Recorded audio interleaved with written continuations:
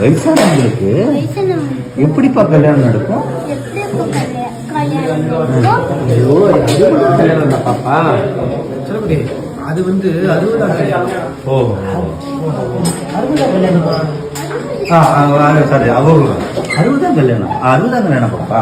60ஆம் கல்யாணமா?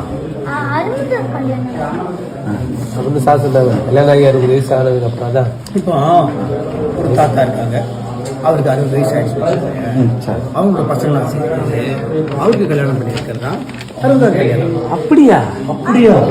ஆமா, எந்த குழந்தையெல்லாம் அவங்களோட அப்பா அம்மா கல்யாணத்தை பார்க்க முடியாதுல்ல. இப்போ குழந்தைங்கனால அவங்க அப்பா அம்மா கல்யாணத்தை பார்க்க முடியாது இல்லையா? அதான் அந்த ஆசையை நிறைவேற்றுறதுக்காக அப்பா அம்மாவுக்கு கல்யாணம் பண்ணி வைக்கிறாங்க. குழந்தைங்க அவங்க அப்பா அம்மா கல்யாணத்தை பார்த்துக்க மாட்டாங்க. அவங்க பார்க்கணும்னு ஆசைப்பட்டு என்ன பண்ண முடியும்? மறுபடியும் அவங்களுக்கு கல்யாணம் பண்ணி வைப்பாங்க.